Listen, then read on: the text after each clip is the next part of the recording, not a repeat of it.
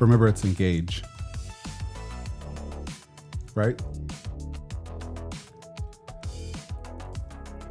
Yep. What are you working on over there?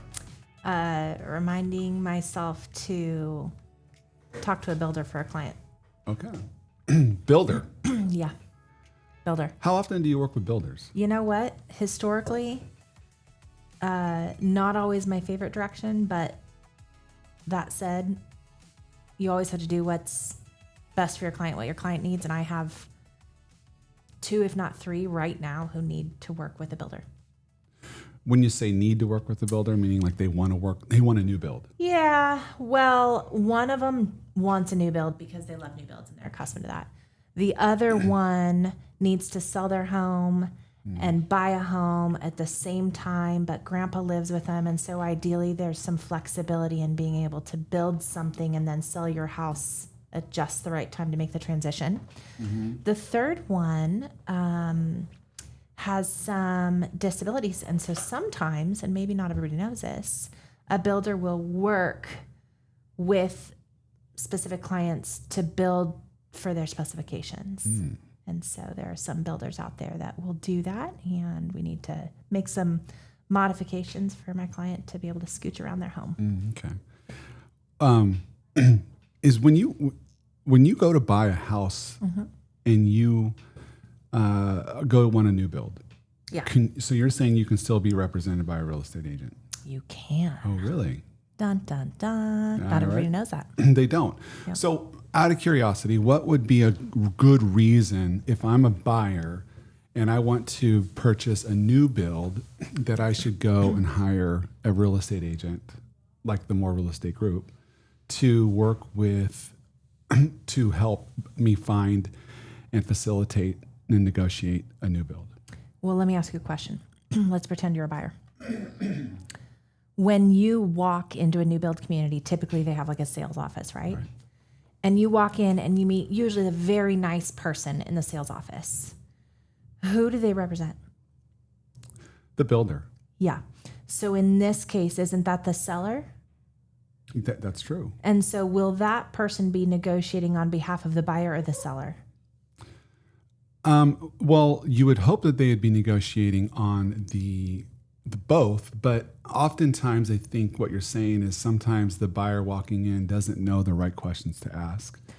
Well, that could be, but also ultimately the builder pays their salary. Yeah, true. Right? True. And so ultimately when it comes down to it, regardless of how wonderful the person is, because usually they're really wonderful people. Totally. They work for the builder. And so they may not have the ability to work as diligently to advocate for the buyer because they're paid by the seller. You know, one interesting thing about new builds is that first of all, we're in a different studio today. We are. Yeah. So we're in a different We have a studio. couple of options. Yes. And so we're testing things out, and this could be our go-to studio moving forward. Could be. Could be. I need a plant. We had one, but your husband stole it. Yeah, that's because it was actually my plant. Okay, that's the point. For my house. So if you're literally a new build, this is a good conversation because when I've never personally bought a new house before. I have once. Okay. Yeah. Right. Mm-hmm.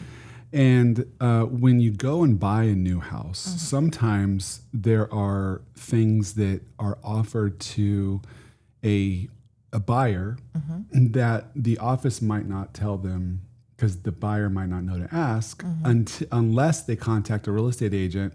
Because in some markets, Shelby, the home builder doesn't really need the real estate agent to come and sell their product, right? In other markets, potentially like this market, the home builder really needs the agent's help.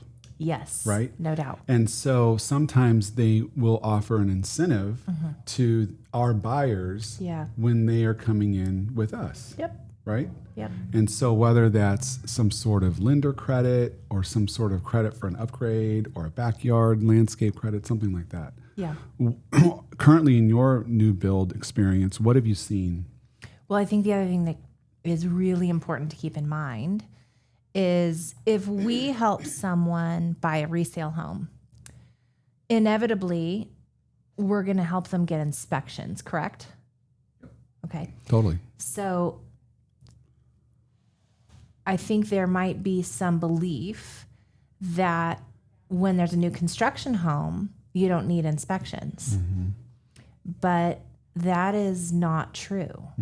Now, hopefully the inspections you get just waste your money. And all I mean by that is, okay, you might have to pay $500, $600 for an inspection.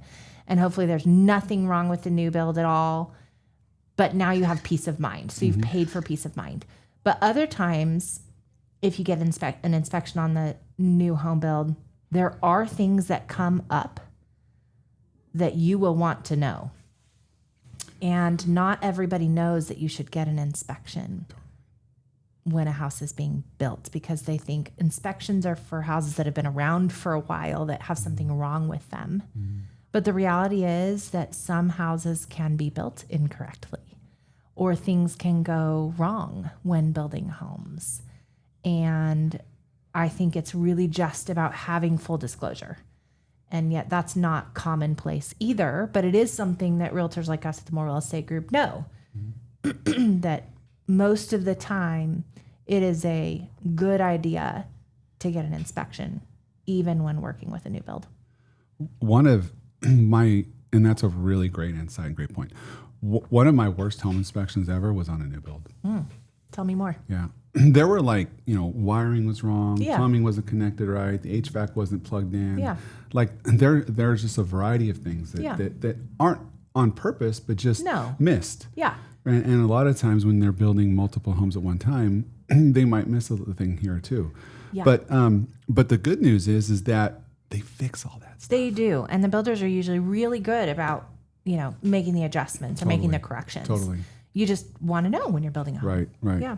Well, we were off last week for our regular viewers We were. because we went to Disneyland with did. some of our top producers because we love on our people. We do. And you and I were both sick. Yeah. And for some reason, I cannot get my voice back to normal. Oh, well, mine is back, but I keep going. Yeah, me too. Me too. Well, colds last. You remember how, unfortunately, during COVID, for those that got it, some got long COVID, which I think simply just means some of the symptoms carry on for a far longer time. The reality is I had mono when I was a teenager. No surprise there. When I was a teenager. What did they call that when you were a teenager? Oh my gosh, Ricky. I also had pneumonia twice. Okay. I'm just going to scooch right past that question. Okay. And when you get anything that is, what do you call it? Like, I don't know, that parallels a cold. Sometimes it just lasts a really long time. So I don't think either you or I are still sick. It's just some of that annoying. No, I feel fine. And unfortunately, our wonderful, lovely business partner, Brian, had the flu. He did. And so he missed Disneyland this Yeah. year. And, but Gina and Katie and their loved ones, we all had a great time. We did. It was a lot of fun. It was funny. How many rides did we ride? Did we get 20? They got 20. I think they got 20. I had to bow out. Us sickies were. I had to bow out at 8 the end of the o'clock. night. It closed at 9. It closed at 10. And I made the announcement that I was going to head back to the hotel at just before 8 o'clock. And my Whoop said that I had the best. And that night, my Whoop said I had the best sleep I'd had in months because I was just so I sick. didn't know I that. took NyQuil and I just passed out. Yeah. You've taught me to like NyQuil. NyQuil's good when you're sick. Yeah. But not all the time when you're not sick. Yeah. So, you still working on that contract there? Well, I have a listing going live here at any moment, and Angie needed to verify the price. So tell us about the listing. Cutest little house in Ripon, California. Okay. I don't always work in Ripon, California, but when when I you do, it's usually because one of my great clients has family there. And since I grew up in the area, it was really easy for me to do. It is a cute little house on actually a huge lot. You know those lots that you drive into a court and it kind of angles back on both sides. So it's a really large lot. and has a ton of different fruit trees, vegetable gardens, a swim spa. Do you know what a swim spa is? No, but I'm guessing you're going to tell me what a swim spa is. Yeah, it's like 3 spas in one. It's like a really long spa. It's like a party spa. Although you could probably exercise in it, to be honest. That's in Ripon. Not Ripon, it's Ripon. Okay. Yeah. So that is going live here any minute. All right. Yeah. Is there a price on that house? It is $549,900. Where does that land on the Ripon spectrum of other homes? Ripon has an array of different kinds of homes. My parents own an investment property in Ripon that's probably in the 400s. Mm-hmm. And then there are homes on, farmland that are in the millions and everything in between. You know what else is great about Ripon is it's an easier drive to the Bay Area. Mm-hmm. So kind of good for commuters too. Mm-hmm. Yeah. But I will say the thing I love about Ripon most, actually my very first job was in Ripon at La Morenita, which was a Mexican restaurant. Okay. Thing I love about Ripon is it's small town feel. It's hallmarky feel. How did you get that listing? It is one of my very best VIP clients' mother. Okay. Love it. Yeah. Love it. So I know Angie is listing for those who are buyers out there and looking for homes, all from Ripon to Lincoln and all areas in between, Mm-hmm. particularly Orangeville, Folsom, Rockland, Roseville, probably Auburn. Mm-hmm. Angie, who's next door right here, is listing a number of homes right now today. Yeah. 5. I think we have 5 going live today. 5 going live today. Yeah. So the buyers out there, we see in a slight improvement in inventory. And of course, yesterday we ran our market update, and that video will be coming out soon. And so, a lot of things going on here at the More Real Estate Group. Yeah. Absolutely. And we are at January. We're at the very end of January. Everything okay with that headphone? Yeah. It's like, I've You don't got need to wear hair it. and you don't. You don't need to wear it. I wear this because I monitor all of the outside activity that's coming, all of our callers that are coming in. Yeah. Our callers. I'm up to monitor it. I monitor the hotline. No, I'm good, but you don't have all this. Yeah, I don't. Yeah. I don't. Okay. So a lot of things going on in the More Real Estate Group. Yeah. And we're 1 month in to the year. Okay. And Almost tomorrow. Well, 2 days from now. Yeah, You're right. yeah, It's yeah. already over. It's like we should start shopping for Christmas. well, I wanted to ask you something. And again, this is a we don't plan any of our conversations. We just jump on and go. Yeah. And so one thing I wanted to talk to you about is looking back at the first month of the year, Yeah. which is we're done with the month essentially. Yep. Next week is the new. We might have a closing tomorrow, but something along those lines. Well, I'm just talking about we're not going to get something in escrow today and close it tomorrow. No. Right. No, we're not. So if we look back at that and we think to ourselves, okay, what kind of exercises could someone do that's maybe not part of the More Real Estate Group, but in real estate? Okay. And they think to themselves that this month just didn't start the way that they wanted it to, Okay. right? There's some things that we do internally here. And one of them is that really a powerful exercise, which is what should I stop doing? What should I continue doing? And what should I start doing? Yep. And so walk us through what that means and how that might be helpful to someone in business or struggling with their goals or maybe feel behind a little bit right now. And maybe someone in real estate who can need an extra little bit of boost or help with the start, stop, continue exercise. Walk us through that. So this goes back to actually something that we discussed over the course of the last couple of podcasts, which is in the fourth quarter, typically we put together a business plan. And one of the most difficult things about productivity or achieving goals is discipline. And so we talked about the importance of review of your goals, right? And of your plan.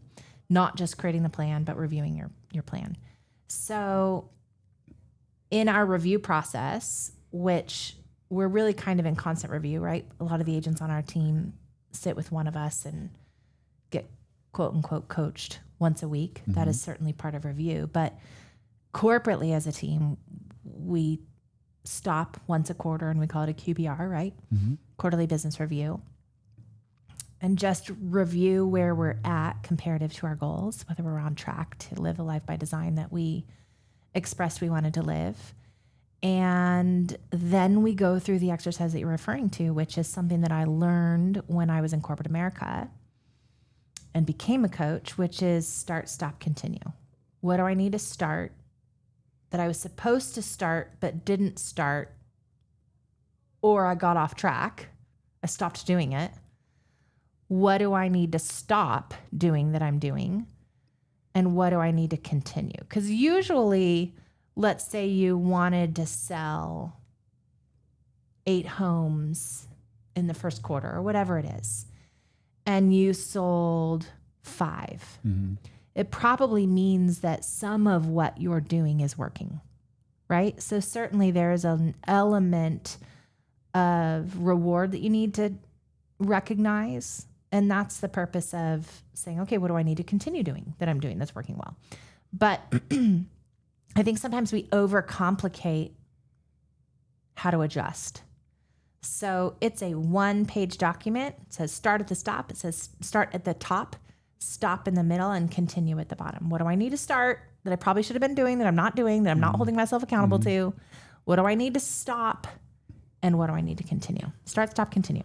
Super easy review. If you're in real estate, can you share a couple examples of maybe something that they might need to start, they might need to stop, and then something they should continue? I think that it depends on the person, but I can give an example. And the reason I say it depends on the person is because some people are really good at applying themselves in their work, but their personal life might not be getting much attention, or their health might not be getting as much attention.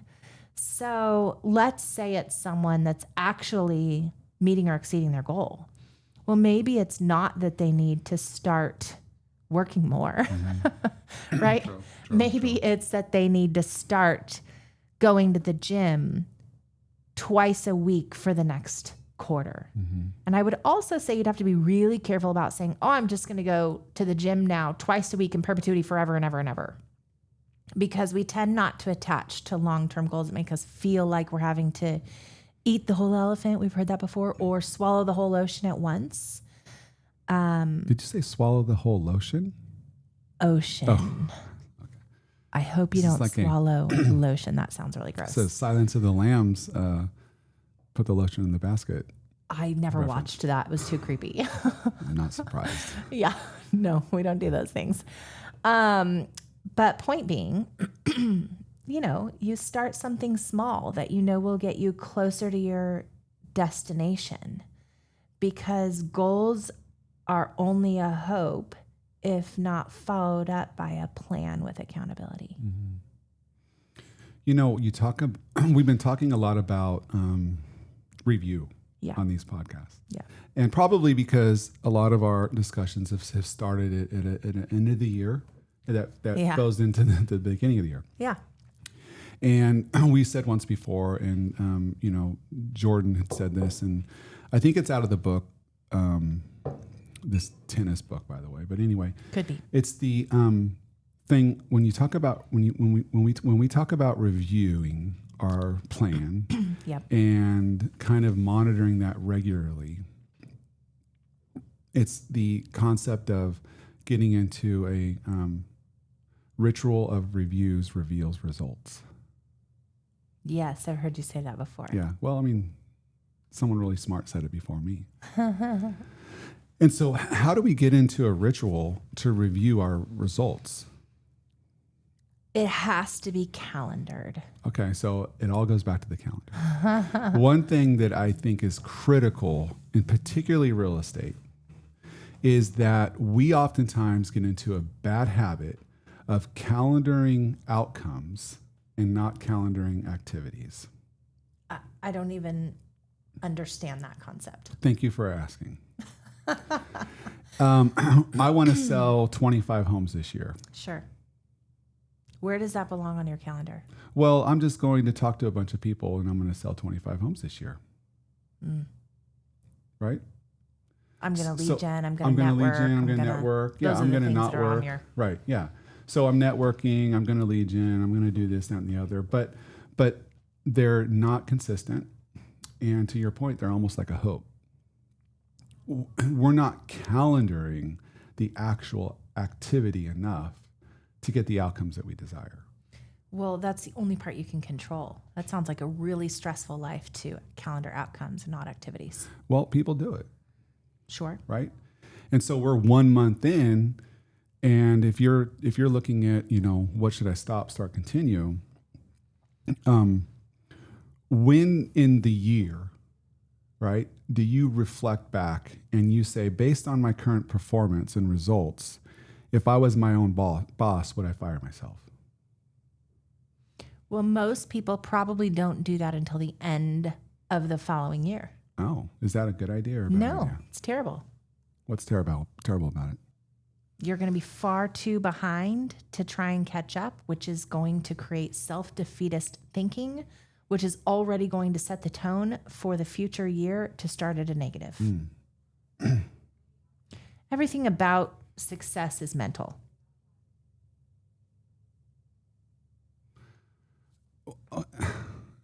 Do you want to go deeper on that? I mean, we certainly can. Everything about failure is mental too, then, No doubt. right? And interestingly enough, you and I have been talking about these books that we're reading, and they seem like they're the same exact book. It's because, have you heard, and I think you might have mentioned it yesterday. Nope, someone else did. It might have been a TV show. If it 'cause was that's really how I smart, unwind. I'll take the credit for it. No, it wasn't you. I'm just kidding. Something along the lines of like, there is no new content. Actually, you know who it was? I think it was like James Shaw or something on Facebook, which he leads a big real estate community that's just digital, right? For everybody across the country.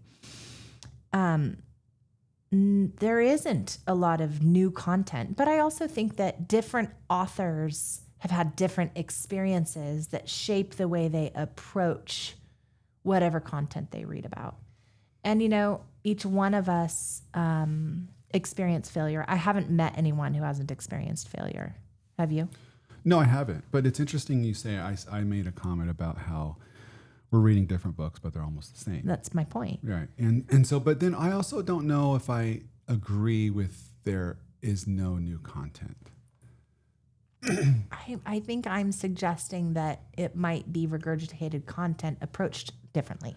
Well, because we could read, like, what's another name for the Bible? God's word. Okay, there's probably a lot of them. That's not the answer you're expecting. Well, no, it's not the answer I was looking for, but I've heard it. Scripture. I've heard a living document. Oh, sure. Have you ever heard that before? Yeah, Did I I've make heard that up? No, in you your head? didn't. Okay, good. I was worried. But I think there are other books that are also living documents. Okay. And let me explain why. I can't even drink my water until you It's flesh that not out. holy water, so you can No, drink it's it. not.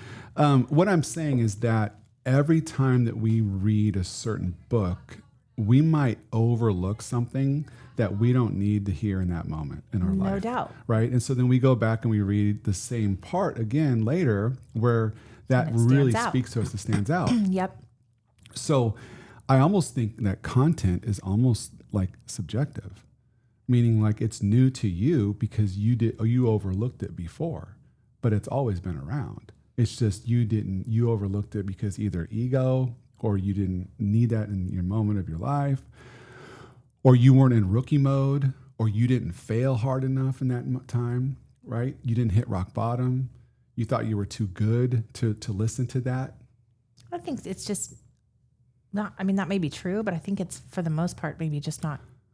The things that don't stand out just probably aren't relevant in that moment Right.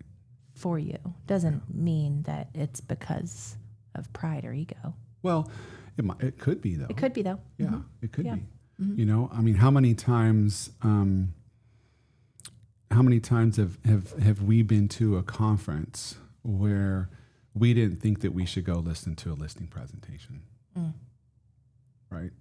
And all of a sudden we just fall into something and someone says something that totally is like wild. And we're like, holy cow, that's a really, really powerful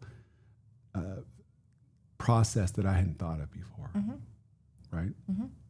And you do a great job at that, by the way, at really being hyper-focused at conferences and a student at conferences. I am. Shout out to my friend Donna, who also is hyper-focused at conferences. She and I were just talking about the other day how we both are still totally plugged in. Right. So back to our books that we're reading. Yeah. So I'm reading this book called Don't Believe Everything You Think.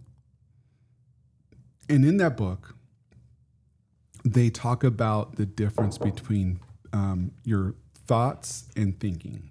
Yep. And we talked about that a couple weeks ago, so I won't bore our two listeners with that one. Okay? But one thing it also dives into is the idea that pain and suffering are two different things. Yep. Right? So pain is definitely more of a physical feeling. Ailment. Physical trauma. Sure. Physical hurt, broke my arm, poked my eye, right? Got my hair pulled out. Something, hangnail. That's pain. But trauma is an emotion, right? Trauma is actually an emotion. And the interesting thing that the book goes over is that that same emotion that causes trauma also causes joy.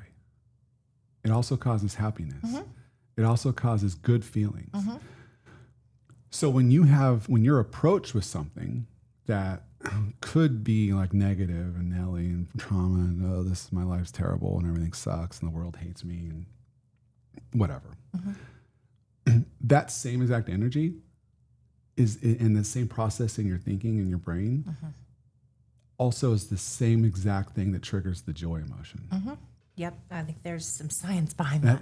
Well, I'm not a scientist, so I read it in a book. Yes. No, it's true. And so when you said something earlier about success, and I thought about failure and just about trauma and pain, I mean, those are the same exact emotions that we could control, and we don't have to let it control us. Yeah. I was listening to like a podcast devotional the other morning, and it talked about pain. And it actually quoted Brene Brown. And anyway, this person, because I'm reading a book called What If I'm Wrong? And I think I haven't actually started it yet, but I just ordered the book and I'm about to dive in because I heard this podcast about the concept. And the way that I receive it is sometimes we don't try because we might fail. And so if we do try and we start to fail and we experience that pain or suffering, sometimes we want to numb that. And so to your point about the feeling of pain or suffering also stemming from the same thing that creates joy, they talked about wanting to numb the pain being an impossibility, because if you want to numb the pain, you also numb the joy. Does that make sense? Absolutely. But that we choose that often because being numb feels better than feeling pain. And so it was Brene Brown that said, we can't selectively numb. You can't just numb the bad stuff. You also numb the good stuff. But there are so many people, and candidly, I have dealt with this probably my whole life, who tend not to even start or try because we are afraid of the failure that will feel painful.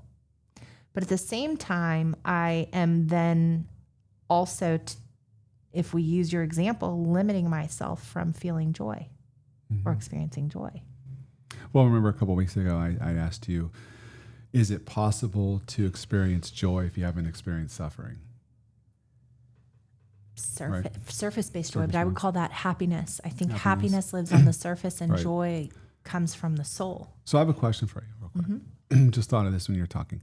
If you knew what would your life look like?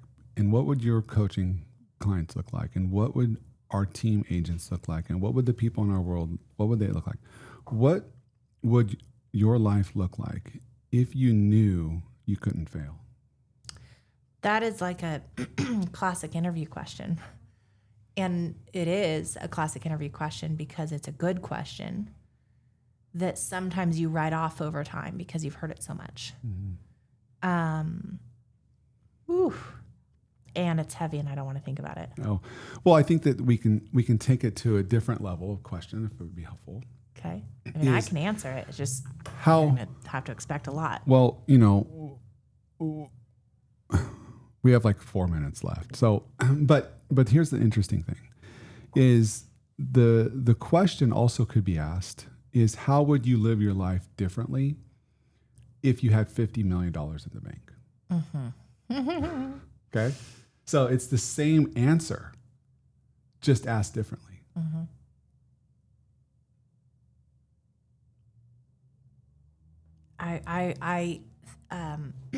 Here's what's interesting. I love what I do. I love our team. I love the conversations I get to have with our people and prospective other people as I've been doing some interviewing over the last few days. I love that I get to live in the trenches with my clients and help them get the outcomes they want and need. So in some senses, I think that it depends on who you ask that question because I never want to struggle with contentedness. I have a good life. That said, I'm a dreamer and I'm an entrepreneur and I'm a driver and I'm a builder of things and an advocate. So if I had $50 million, because I like the way that that's framed a little bit better. You're welcome. I'd probably be building a few additional things and have a few additional staff to support some of the other things that maybe I shouldn't be spending time doing. When we talk about people who are kind of feeling behind or have to go deep into their reviews, right? Or they are struggling on where to start, how to start, a little bit too much in the weeds. When you ask them to do an exercise like a start, stop, continue, they might not even know the answer to that stuff, right? Like in some of my coaching clients, like I took one through last week, and she didn't even know how to respond to that, right? And so one thing that can get that jump started is through a question that might go something like, what is more scary, where you are today or where you'll be in 1 year if nothing changes? That's a framing question. Right. But I guess my suggestion would be, or my question would be, who's your coach? Are you asking me that question? If someone doesn't know how to answer the question of what to start, what to stop, and what to continue, I would wonder whether they even knew to begin with how to achieve their desired outcome. Because I don't think, especially in the real estate business, that a lot of people look at success like a formula. And if they don't look at it like a formula, then they probably actually are just hoping they achieve their goal, and hope isn't a strategy. So I think the question is, who's your coach? Because you can ask yourself what you need to start, stop, and continue. But if you struggle with that, you probably need to revisit what your goals are to begin with and what the strategies you had in place on the plan to achieve them. Because then it could be fairly easy to answer what to start, what to stop, and what to continue. But you have to have enough clarity to begin with to be able to manage the review process effectively. Yeah, and so who is your coach, right? Is a good question. And so you and I have talked about this before, is I think that there's a fundamental difference between a coach, a mentor, and a consultant. And a trainer. And a trainer. And when I talk to a lot of people, and we're just going to use real estate agents, for example, there's 1 trillion real estate coaches. Yep. I don't know if you know this, but I just counted, and there's about 1.5 trillion real estate coaches. You just counted, or you just I used did the Google research. Doctor? ChatGPT. Okay. And I think that a lot of them are coaches, but I think most of them are consultants or mentors or trainers, right? And I think all of them are critical, and all of them are super valuable. I was just going to say you need all of them. Yes, right? And so when we were filming our content earlier this week, one of the things that I talked about was how do agents stay consistent in their top 20%, right? And I don't think a lot of them even know what the top 20% is. And what that means is what's the top 20% of their activities that gives them 80% of their results. And so if you're interested, you'll have to wait around and watch that later as it comes out. But one of them is coaching and training, education. But I wonder how many agents really think that's important, because I know a lot of real estate agents who don't have a real estate coach. I'd burn out if I didn't have one. What do you mean by that? Left to my own devices and my own will, I would overwork, and I may even meet my goal, if not exceed it, but I'd be out of balance everywhere else. And that's not sustainable. So then my production would go down or flatline. I think that that's really a good aha. Do you also? One thing I also think that is interesting is in the real estate world, there are a lot of magic pills. There's a lot of shining objects.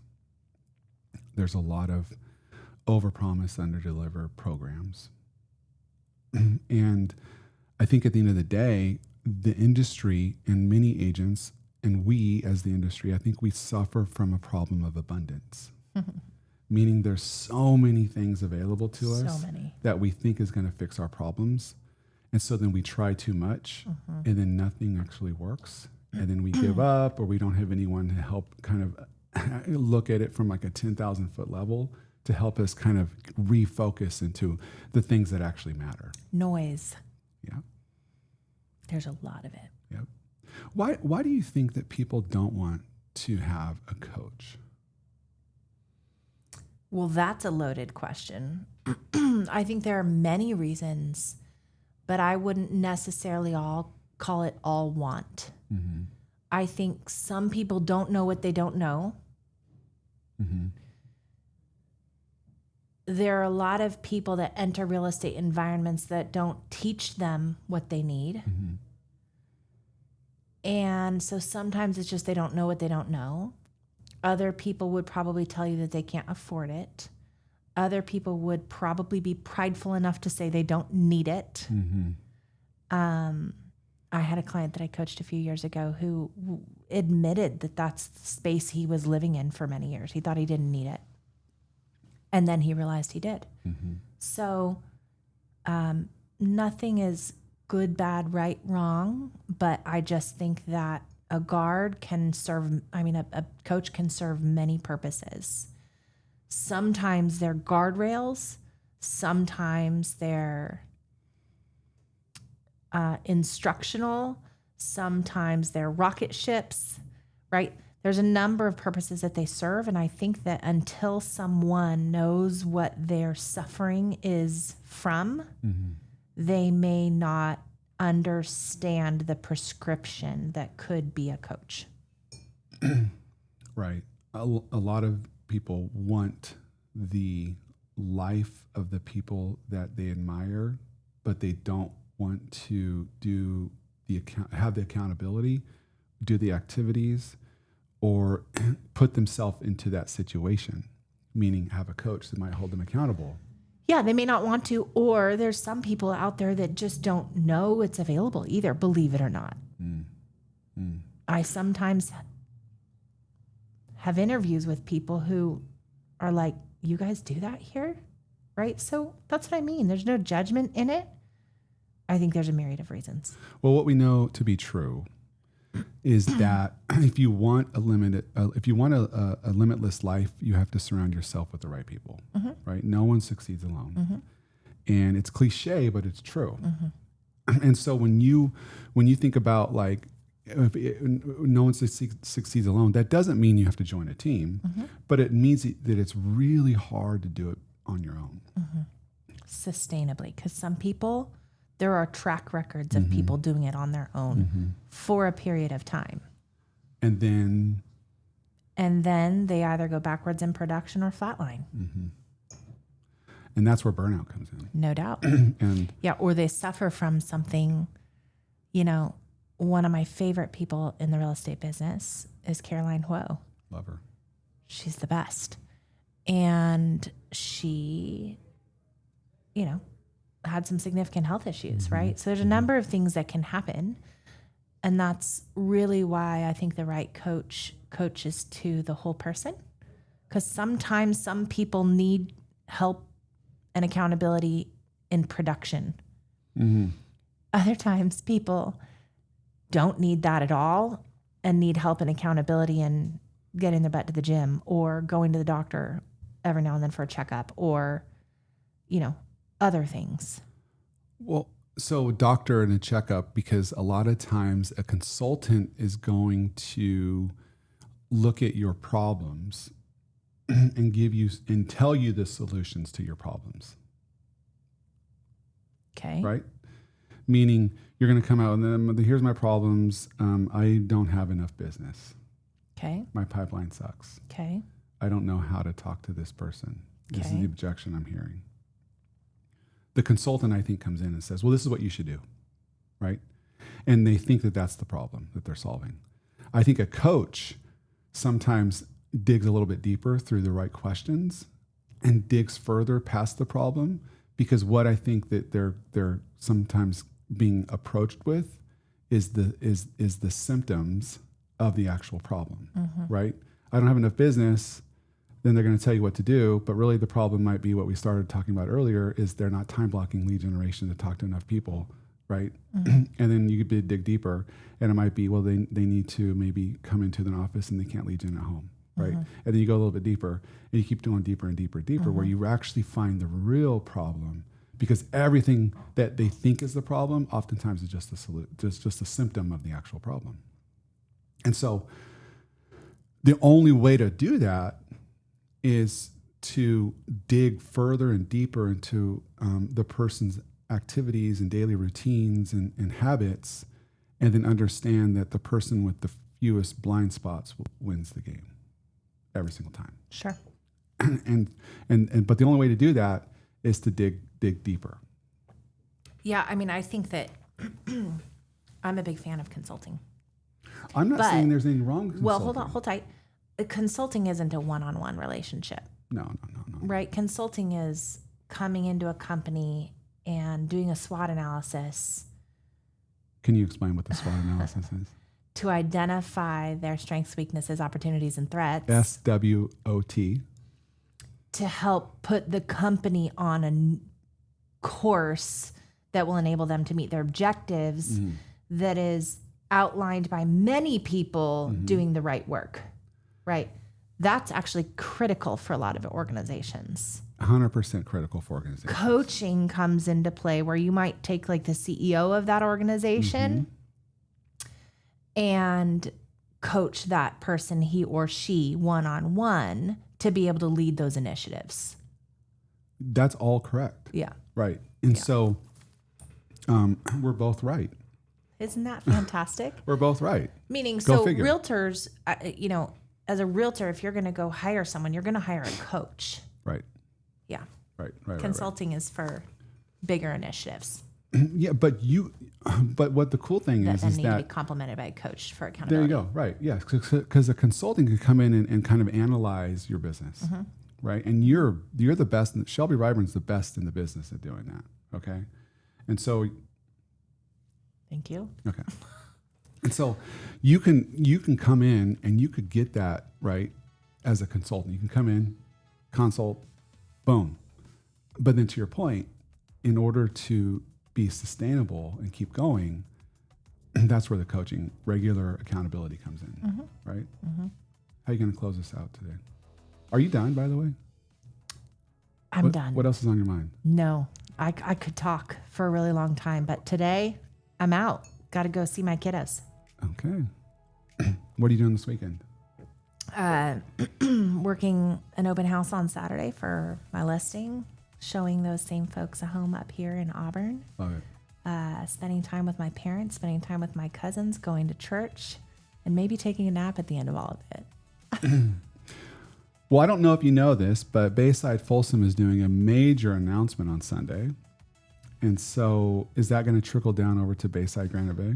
I'm sure we'll hear the news. There was a big announcement at Bayside Adventure about a week ago too. So What's the deal with all these major announcements? Bayside's always on the move.